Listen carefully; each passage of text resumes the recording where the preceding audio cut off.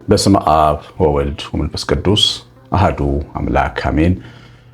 የተባረካችሁ በክርስቶስ የተወደዳችሁ ብሩካን እግዚአብሔር ልጆች፣ እግዚአብሔር አብ ልጆች ተብላችሁ እንድትጠሩ እንዲህ ያለው ፍቅር የሰጣችሁ ወልድ ኢየሱስ ክርስቶስ በስጋ ተገልጦ መድኃኒት ቤዛ ሆኖ መስቀል ላይ የሰው ልጆችን ሁሉ ዕዳ ሲከፍል ዕዳ የተከፈለለት የዳነ ሕዝብ ያደረጋችሁ መንፈስ ቅዱስ የዘላለም ርስትን የሰጠን ይህንን ትልቅ ማኅተም እንድንቀበል በ40 በ80 ቀን ከአብ ከወልድ ከመንፈስ ቅዱስ ተወልደን እንድንከብር ያደረጋችሁ ሁላችሁ የቅዱሳን ቤተሰቦች እንደምን ቆያችሁ? ሁሉን የሚችል አምላክ መድኃኒት ኢየሱስ ክርስቶስ ስሙ የተወደደ የተመሰገነ ይሁን።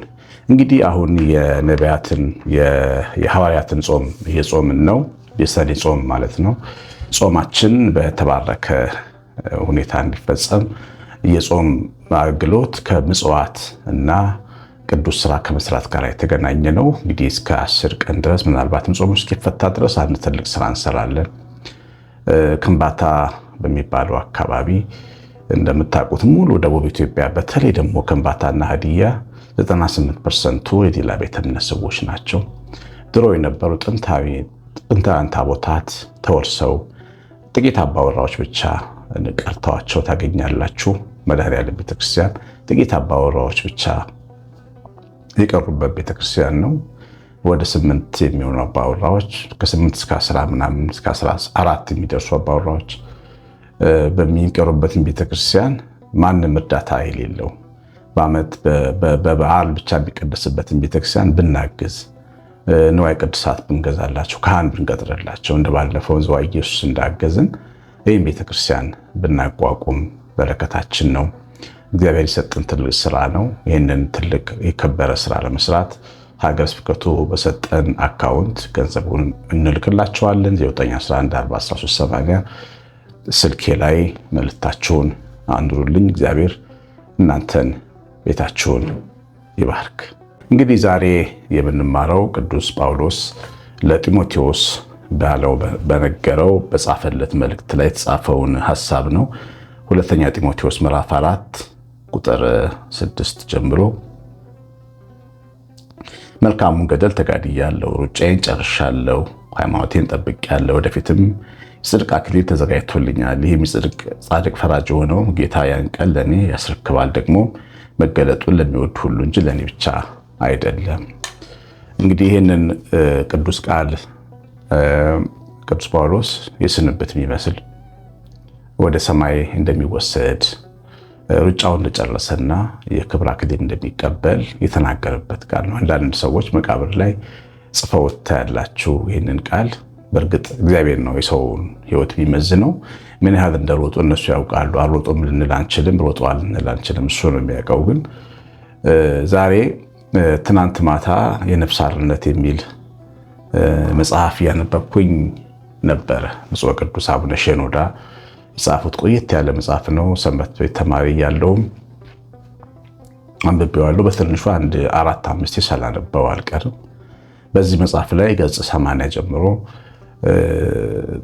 አባ ሼኖዳ በሰንበት ቤት ሕይወት ላይ ያሉ ገና ወጣት እያሉ በጣም ትልቅ ራዕይ እንደተመለከቱ ይነግረናል መጽሐፉና አንድ ቤት ተቀምጠው ድንገት መወሰዳቸው መነጠቃቸውና የተወሰዱት ደግሞ ወደ ትልቁ ሰማይ መሆኑን ይነግሩናል።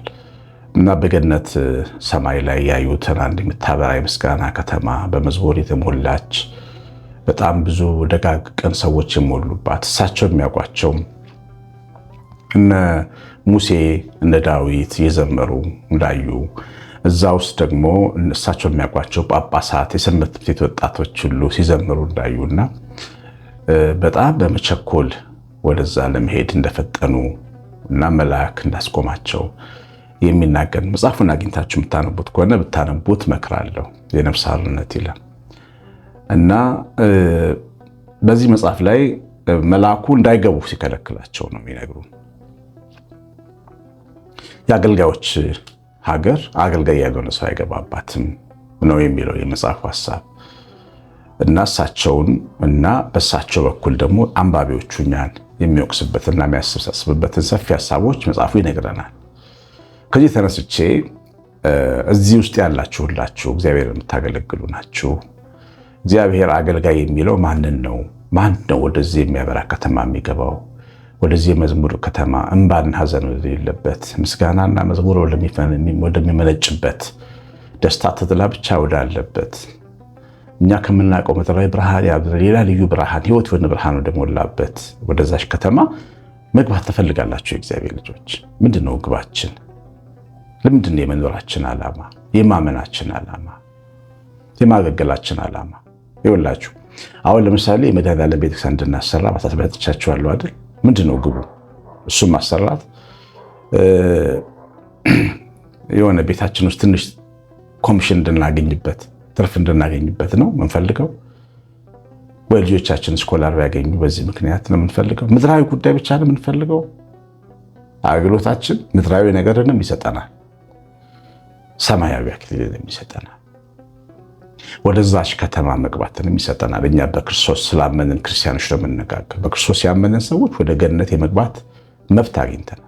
ሐዋርያ ጳውሎስ በገላትያ መጽሐፍ ምዕራፍ 4:10 ላይ የእግዚአብሔር ልጆች ስለሆናችሁ በክርስቶስ የእግዚአብሔር ወራሾች ናችሁ ብሎናል። የማይለወጥ ሕግ ነው። ግን ወራሾች ሁሉ ግን ወራሾች ናቸው ወይ? ምንድን ነው የምንወርሰው? እዛ ብርሃን ወደ ተሞላችው ከተማስ መድረስ የምንችልበት ነገር ምንድን ነው? እሱም አገልጋይነታችን። ቤተሰብን የምትመሩ እናንተ የቤተሰብ አገልጋዮች ናችሁ። አንዳንድ ጊዜ መጽሐፉ ላይ የሚናገራል ከባባድ ችግሮችን ተሸክመው ትዳራቸውን የሚያገለግሉ አባወራዎች የማወራዎች አሉ። ባላቸውን ተሸክመው ሚስታቸውን ተሸክመው ትዳራቸው ሳይፈርስ በቃኝ ደከመኝ ሳይሉ በቃ ምቾት ፈልገው ሳይተውት ኑሮን በትጋት እግዚአብሔር የሰጣቸውን አደራ ተሸክመው ልጆቻቸውን ባልፈረሰ ትዳር ውስጥ የሚያሳድጉ ወላጆች፣ እነዚህ በሰማይ አክሊል ይቀበላሉ። ትልቅ አገልግሎት ነው ይሄ አክሊል። ይሄ አገልግሎት ወደዚህ ከተማ ይወስዳቸዋል። ሊቀ ጳጳሱ ከገባ በከተማ ያደርሳቸዋል። ለምን? እነሱ የተሸከሙትን መስቀል ማንም አልተሸከመም። ሚስትህን የምትሸከም ስትሆን ባልሽን የምትሸከም ልጆቻችሁን ተሸክማችሁ ማሳደግ፣ የልጆችን አመል ተሸክሞ ማሳደግ። አንዳንድ ቤተሰቦች ደግሞ ልጆቻችሁ ህመምተኞች ይሆናሉ፣ ወይ መናገር አይችሉ፣ ወይ መሄድ አይችሉ፣ አልጋ ላይ ሆነው አቅፈው አንዳንድ ሰዎችን ያሉ ቤተክርስቲያን ልጆቻቸውን አቅፈው መራመድ የማይችሉ ትልልቅ ልጆችን አቅፈው ተቀምጦ ሲያስቀድሱ እመለከታለሁ። እነዚህ አገልጋዮች ናቸው።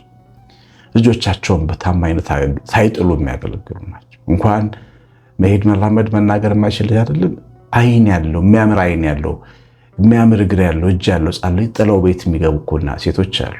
ጤነኛ ልጅ ጥለው የሚገቡ አሉ። ጤነኛ ልጆቻቸው ብቻ አይደለም ታማሚ ልጆቻቸውን ምቅፍ አድርገው እስከ ሽምግልና የሚያኖሩ ወላጆች እነዚህ በሰማይ አክሊል ይቀበላሉ። ዋጋቸው ትልቅ ነው። እግዚአብሔር ልጆች ጓደኞችን የሚችሉ ሰዎች አሉ። አመል ቢስ ጓደኞች ሰው የላቸውም። ታውቃላችሁ፣ ሰው አመል ከሌለው ሰው የለው። ሰው ለሌላቸው አመል ቢስ ጓደኞች ጓደኛ መሆን የሚችሉ ሰዎች አሉ። እኔ አንዱ ወዳጅ አለኝ በጣም የማከብረው ጓደኛ የሚዜም ነው፣ ግን በጣም ይገርመኛል ጸጋው። አመል ቢስ ጓደኞቻችንን ሁሉ እሱ ነው የሚሰበስባቸው። ከነሱ ጋር መኖር ይችላል። በቃ ሁላችንም በሆነ ምክንያት የተሆናቸውን ሰዎች እሱ ግን አይተዋቸው። ይሄ በጣም ይገርመኛል። ይሄ የሕይወት አክሊል ያሰጣል። ለሰው ዋጋ መስጠት፣ የሰውን አመል በሰው አመል ሳይረበሹ ያን ሰው ክርስቶስ የሞትለትን ሰው ሳይጎዱ ፊት ሳይነሱ መኖር፣ ጓደኛ አድርጎ አቅፎ መኖር ትልቅ ነገር ነው። ይህ ትልቅ አገልግሎት ነው። እግዚአብሔር ልጆች ሰውን መውደድ። አንድ የልደት ፕሮግራም እያከበረን በቀደም ክፍለ ሀገር ሄጄ የአንድ አገልጋይ ልደት ስናከብር ምን አለ ልደት የሚከበርለት ወጣት አንዱን አገልጋይ ከመካከላችን ምን አለው፣ እኔ በጣም ታስቀናኛል፣ ስታቅፍ ታስቀናኛል እና በአንተ መታቀፍ ያስደስታል አለ። ያ ወንድም ሰው በማቀፉ በሰው ስነልቦና ውስጥ በሰው መንፈስ ውስጥ የሚከተው ነገር ትልቅ ነገር፣ በፍቅር ነው የሚያቅፈው። በቃ ደስ የሚል ማቀፍ ነው የሚያቅፈው። ፍቅር እንዲሞላችሁ ያደርጋል ሲያቅፋችሁ። ይሄ ትልቅ አገልግሎት ነው። የሕይወት አክሊል ያሰጣል። አልወደድም አልፈለግም የሚሉ ብዙ ሰዎች በመታቀፍ ይፈወሳሉ። ልጄን ትምህርት ቤት ልወስድ ሄድኩኝ። ቅርብ ጊዜ ነውና አልወጡም ነበር ስደርስና ግቢ ውስጥ ገብቼ ቆምኩ ማለት ነው፣ ግቢ ውስጥ። ከዛ ልጄ ወጣች። ቀደም ብላ መምጣቴን ስለነገሯት ተማሪዎች ሁሉ ሳይወጡ ትንሽ ተማሪዎች ውጭ ነበሩና ቀደም ብላ ወጣች። ሳገኛት ያው እቅፍ አድርጌ ሳምኳት ያው ልጄ። ከዛ በሌላ ቀን ምን አለችኝ? ባቢ ጓደኛዬ እኮ እንደዚህ አለኝ፣ አንቺ ታድልሻል፣ የሚያቅፍሽ አባት አለሽ፣ ሀግ የሚያርግሽ አባት አለሽ አለኝ አለች። ለካ ማቀፍ ትልቅ አገልግሎት ነው። እግዚአብሔር ልጆች አክሊል ያሰጣል። ሰውን በእውነት ማቀፍ አለ ግብዝነት። ገባኝ ማለት ነው። ቤተክርስቲያን የማገኛቸው ልጆች ከዛ በኋላ ይችን ካለችን በኋላ ልጄ ቤተክርስቲያን ውስጥ የማገኛቸው ልጆች ማቅፋቸው እንደ አባት ነው። እቅፍ አድርጌ ነው ማቅፋቸው። እኔ ምናልባት አባት የሌላቸው ይሆናሉ። ሰውን መውደድ፣ ሰውን ማቀፍ ያስደስታል። ትልቅ አገልግሎት ነው። ለሰው ፈገግታ መስጠት፣ እያጫወቱ እያሳቁ ሰው ከሐዘኑ እንዲወጣ የሚያደርጉ አስቂኝ ሰዎች አሉ። አገልጋዮች ናቸው። ማህበረሰቡ የሚናገሯቸውን ነገሮች መምረጥ አለባቸው። የሚቀልዱባቸውን ጉዳዮች ግን ሰዎችን ስላሳቁ ሰው ከጭንቀቱ ከድብርቱ እንዲወጣ ስላረጉ እግዚአብሔር ይባረካቸዋል፣ ይሰጣቸዋል አክሊል። ለምን? ሰውን ያገለገሉት የሰጣቸው ጸጋ። ልብሳቸውን የተጠራቀመ ልብሳቸውን አምጥተው ልብስ ለሌለው ወጣትና ዩኒቨርሲቲ ተማሪ የሚያድሉ ወጣቶች ምዕመናን አሉ። እነዚህ ትልቅ አገልጋዮች ናቸው። አፍረተ ስጋን ትሸፍናሉ። ሰው ክብር አለው ውስጡ። ያን ክብር በልብስ የሚሸፍኑ አሉ። ምክንያቱም ልብስ በማጣት ጫማ በማጣት ያፈራችሁ ሰዎች ታውቃላችሁ መቼም እንዴት እንደሚያሳፍር በሰው ፊት መቆም። ያንን የሚሸፍኑ አገልጋዮች ናቸው። ሰማይቷ ኢየሩሳሌም በሰማይቷ የምስጋና ከተማ ከሚገቡ ጳጳሳት ጋር እኩል ትገባላችሁ። ሰው እንጀራ እንዲበላ የምታደርጉ ብዙ ቤተሰቦች አላችሁ። አጋፔዎች ከ300 በላይ አንዳንድ ቤተሰብ የምትረዱ፣ አንዳንድ ቤተሰብ የምታግዙ፣ የምትደግፉ እናንተ የተባረካችሁ ናችሁ።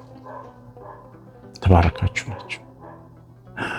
የሰዎችን ረሃብተኛ አንጀት በእንጀራ ደግፋችኋል። እግዚአብሔር ዋጋ ይሰጣችኋል። በሰማይ አክሊል ይሰጣችኋል።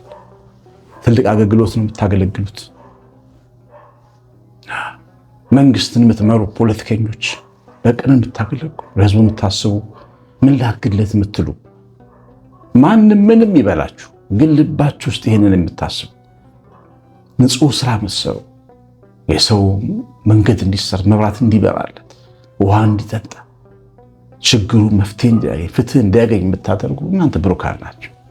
አንድ ጊዜ ለአንድ ጉዳይ አዶፕት ለማድረግ ወደ ፍርድ ቤት ሄደን የፍርድ ቤት ዳኛ ሴት ዳኛ ነበር የገጠመችንና ቀና ብላም አላየችን። ለሳምንት ቀጥሬያችኋለሁ ሂዱ አለች።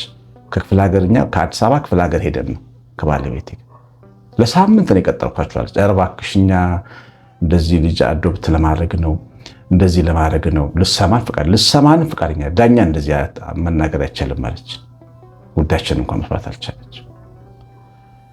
ወጣን እና ዋናው የፍርድ ቤቱ ኃላፊ ጋር ሄደን ባህር ዳር ነበር። የፍርድ ቤቱ ኃላፊ ቆሞ ነው የተቀበለን። ምን ችግር ገጠማችሁ አለ። ይሄን የምላችሁ እኔን ዘማሪውን መምህሩን አውቆኝ አይደለም። በቃ እንዲሁ ተነስቶ ነገር ነው እንደዚህ ከአዲስ አበባ መተን እንደዚህ ልናደርግ መተን ፍርድ ቤት እባክህ አጭር ቀጠሮ የሚሰጠን ዳኛ ፈልግልናል። እሱ አለማርከሰስናትም እንሄድ እናንተማ ቶሎ ነው ውሳኔ ማግኘት ያለባችሁ ብሎ ተነስቶ ከወንበሩ ላይ ብዙ ዳኞች ነበሩ ግቢ ውስጥ ፈለገ ብዙ ዳኞች። ከዛ አንደኛዋ ሰው የሌላት ዳኛ አገኘን። ጉዳያቸውን ይላቸው ጨርሽላቸው ብሏት ሄደ። ያ ትልቅ ሰው ማለት ዳኛ ትልቅ ሰው ነው። የቤቱ የሥራ ኃላፊ ነው። ኢጎ ቢይዘውስ እኛን ለማነጋገር ቢኮራስ ይችላል እኮ ግን አገለገለ፣ ትውልድን አገለገለ ማለት ነው። እሱና እኛ የወደቀ ልጅ በማንሳት እኩል ነው ዋጋችን። አክሊል በሰማይ ይቀበላል። ሰው መንገዱ እንዲቀና የሚሰራ ባለስልጣን ዋጋ ያለው ይሆናል። ማንም ምንም ይበላችሁ፣ ግን የእውነት አገልጋዮች ከሆናችሁ እግዚአብሔር በሰማይ ዋጋ ይሰጣችኋል። አክሊል ትቀበላላችሁ። እናንተም እንደኛ እንደ ዘማሪዎቹ እንደ ሰባኪዎቹ አገልጋዮች ናችኋ። እግዚአብሔር መንገድ የሚጠርጉ አሉ። ጉባኤ አካባቢ ስትሄዱ ቤተክርስቲያኖች በጣም የሚያስገርሙ አገልጋዮች አሉ። የሚዘረጉ ወንበሮችን ተሸክመው የሚሮጡ በቃ በትልልቅ ብዙ ወንበር ተሸክመው ወጣቶች በላብ ሆነው እየሸተቱ ነው የሚያገለግሉት።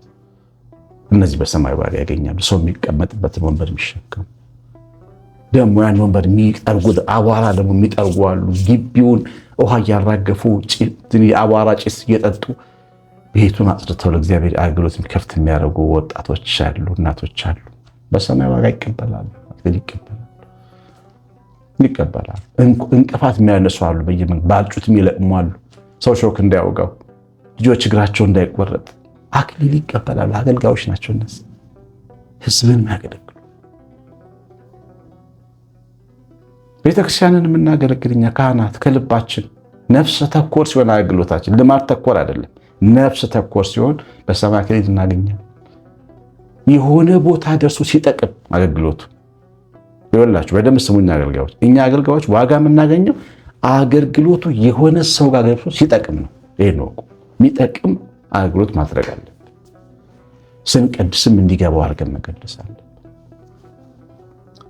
ግራ የሚያጋባውን ነገር ተርጉመን መቀደስ አለብን። ስናስተምር በፍቅር በርህራሄ ተስፋ እንዳይቆርጥ አድርገን ማስተማር አለብን።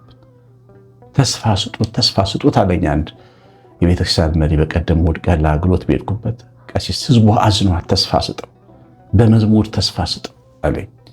ተስፋ ስጡት የሚል አገልጋይ በሰማይ አክሊል አለው። ህዝቡ እንዲበረታ እንዲጽናና የሚሰራ አገልጋይ፣ ከልብ የሚሰራ የት ጠፋ እያለ የሚፈልግ አገልጋይ፣ የት ነው ያለሽው የሚል ሰንበት ተማሪ መሪ በሰማይ ዋጋ ያገኛል። የአባሽን ወደ መጻፌን ነው የሚነግረን። ሰብኮ መውረድ ብቻ ዘምሮ መውረድ ብቻ ሳይሆን መፈለግ መከተል፣ የት ነው ያለው ማለት እንደዛ እንደ ኢየሱስ ክርስቶስ ገጠር ከተማ እንደዞረው በባዶ እግሩ እንደዞረው እንደዛ መምህርህ መሆን በሰማይ ዋጋ አለው። ሰው ማዳመጥ በሰማይ ዋጋ አለው። ቀላል አይደለም። ሰው ማዳመጥ የሰው ሸክም ብዙ ነው። የሰው ጭንቀት ብዙ ነው። የሰው ገበና ከባድ። እናንተ ካህናት ሰው ማዳመጥ ግን ቀላል አገልግሎት አይደለም። ዋጋ አለው በሰማይ። አንዳንዴ በመሬት የሚመነዘር ነገር ስለሌለው አገልግሎት የማይመስለን እንዳይሆን ነው። አብዛኛው ካህን ድሃ ነው። መናጢው ሌባው ነው ሀብታም፣ ውድ መኪና የሚነዱ። አብዛኛው እውነተኛ አገልጋይ ምስኪን። ኢትዮጵያ ቤተክርስቲያን ውስጥ ይወላች ምርጥ ሰባኪዎች በእግራቸው ነው የሚሄዱት። ታውቃላችሁ፣ በሚዲያ የምታውቋቸው ብዙዎቹ ሰባኪዎች በእግራቸው ነው የሚሄዱት፣ መኪና እንኳን የላቸው። ሌቦቹ ግን በፈጅበው ይሄዳሉ። ይወላችሁ ዋጋ ስላለው አይደለም ሰው አገልጋይ የሆነው፣ እግዚአብሔር ሰማይ ላይ ዋጋ ስለሚሰጥ ምድር ላይ ዋጋ ላይ ሲሰጠው ይችላል። በዚህ አጋጣሚ ግን ገንዘብ ያላችሁ ኑሮ ያላችሁ የእግዚአብሔር አገልጋይ ባዶ እግሩን እንዲሄድ እንዳታደርጉ። ከቻላችሁ ማለት ነው ቤት መግዛት፣ ለዛ ለአገልጋይ ለሰባኪው መኪና መግዛት፣ በእግሩ ከዚህ ናዝሬት ከዚህ ከናዝሬት የሆነ ያሳዝናል። እኛ እያለን በጣም ውድ ገንዘብ ለውስኪ እየከፈልን እንደ ባለ አእምሮ ማሰብ አለባችሁ። ሰማይ ላይ እናንተ መክሊት ትሸለማላችሁ። በየክራይ ቤቱ እየተሯሯጠ የሚኖር ስንት ምስኪን አገልጋይ አለ። አንድ ቤድሩም አልጋ ኮንዶሚኒየም መግዛት ለዛ ትልቅ አገልግሎት ነው። በትልቁ አስቡ እናንተ እግዚአብሔር ልጆች፣ ገንዘብ ያላችሁ ኑሮ ያላችሁ እግዚአብሔር ነው የሚናገራችሁ። በዛች በምታበራ ምስጋና በተሞላች አባሽን ወዳ ወላጅባት ከተማ መግባት የምትፈልጉ ከሆነ እንደዚያ፣ አለዛ ደግሞ በጣም ውድ ሐውልት ተሰርቶላችሁ ትሞታላችሁ። በውድ ሐውልት መቃብር ስር ለመኖር እንዳትኖሩ፣ በውዲቷ ከተማ ለመኖር ኑሩ። እግዚአብሔር ልጆች ኑሩ። በጣም ውድ ቤተክርስቲያን እንሰራለን። አገልጋዩ ግን ተጥሎ ይኖራል። አንድ ትልቅ አባት ነበሩ፣ ካህን ናቸው። 58 ዓመት በላይ አገልግለዋል ቤተክርስቲያን። በትጋት አይገልጣቸው። ዞር ብሎ ሰው አላያቸው። ያው እንደ ማንኛውም የጥምጥም ምናምን እያለ ሸጎጥ የሚያደርግላቸው ሰው አለ። ጥሩ ቤት አልሰሩላቸው። በቃ እንደዛው እንደሆነ ኖሩ። ልክ ሲሞቱ ህዝቡ አዋጥቶ ምን የመሰለ ትልቅ ቤት ሰራላቸው፣ መቃብር ቤት። በእውነት ልክ አይደለም። በህይወት እያሉ ነው እንደዛ መሆን የነበረበት። በህይወት እያሉ ቤታቸው ጥሩ መሆን ነበረበት። ህዝብን ለወደዱ አገልጋዮች እና እንዲህ አይነት አገልግሎት በጣም ትልቅ ነው የምላችሁ እግዚአብሔር ልጆች። ሰማይ የሚደርስ አገልግሎት ነው። ሰኖማይቷ ሴት ያደረገችው ይህንን ነው። ኤልሳ በእግሩ ሲሄድ አይታ ፀሐይ ሲማታው አይታ እንዴት የሚመስል አገልጋይ ያለ ማረፊያ ይቀራል ብላ ቤት ሰራችለት ይላል። ቤቷ ላይ ደርብ ላይ በዛም ታላቅ ሴት ነበረች ተብሎ ተጽፎላት ታላቅ ያስባላት አንዱ እሱ ነው። ታላቅ አገልግሎታችን አገልጋይነታችን ታላቅ ነው። እናንተ ሁላችሁም አገልጋዮች ናችሁ። ሁሉም ወደ አገልጋይ ከተማ ይገባል። ግን በተሰጠን ስራ ባለ ጉዳይ ሲመጣ የመንግስት ሰራተኞች አገልጋዮች መሆናችሁን ወቁ። ሐኪሞች ስለኛ ሲመጣ ደሞዝ የሚከፈላችሁን አታስቡ። አገልጋዮች ናችሁ። በደንብ አክሙ። በነፃ የሚሰጥ መድኃኒት ካለ በነፃ ስጡ። እግዚአብሔር በዛችኛው ከተማ ያስገባችኋል። ህዝቤን አገልግለዋል ብለው ጉዳዮቻችሁን በነፃ ፈጽሙ። ምችሉትን አድርጉ። አያልቅስባችሁ። እናንተ የመንግስት ሰራተኞች አንድ ጉዳይ ኖሮኝ መንግስት መስሪያ ቤት ሄጄ በቀደም ያልጸለይኩት ጸሎት የለም። በዛ ቤት ስገባ ይሆናል ብዬ ስለማላስብ ማለት የመንግስት መስሪያ ቤት ፊታቸውን ሊፈታል ብዬ አላስብ። ገና ስገባ በፍቅር ተቀበለኝ። ሰው እንዴት አድርጎ እንዳገለገለኝ ልነግራችሁ አልችልም። እንዴት አድርጎ ጉዳይን ከባድ ጉዳይ ነበረ ጥንቅቅ አድርጎ ፈጸመልኝ። ምንም ነገር በቃ በንጽህና ገንዘብ አልጠየቀኝ፣ ምን አልጠየቀኝ። አሁን ይሄ አገልጋይ ነው። እግዚአብሔርን ተስፋ አድርጎ የሄደ ቄስ መንገድ ከፈተለት፣ አገለገለኝ። ስለዚህ ዋጋ የሌለው ይመስላችኋል? መርቄውን ሄድኩት የወጣሁት አምላኬ እንዲባረከው መርቄ። ደስ ያርጋችሁ፣ አገልግሉ ህዝባችሁ። እናንተ የመንግስት ሰራተኞች ፊት አትንሱ። ምንም አይደላችሁ። ነገ አትኖሩ። ምንም አይደላችሁ። ሰው ላይ ፊት አትንሱ። ምንም አይደለም። ወቁ አፈር ነን። ከወደቅን ደግሞ ሸክላ ምን ውድቅ ነው የምንለው። በናቅነው ሰው እጅ ላይ ልንወድቅ እንችላለን። እንዳትንቁ ማለት ነው። የሰማነው በልባችን የጻፈ እግዚአብሔር ቸርነት የእመቤታችን ራይት በረከት የምላት ጥበቃ አብሮን ይሁን። እስቲ ኮሜንት አድርጉ፣ ጻፉ። የመድኃኔዓለም ቤተክርስቲያን ጉዳይ እንዳትረሱ። ቀሲስ አሸናፊ ገብረማርያም ነኝ። ሰላም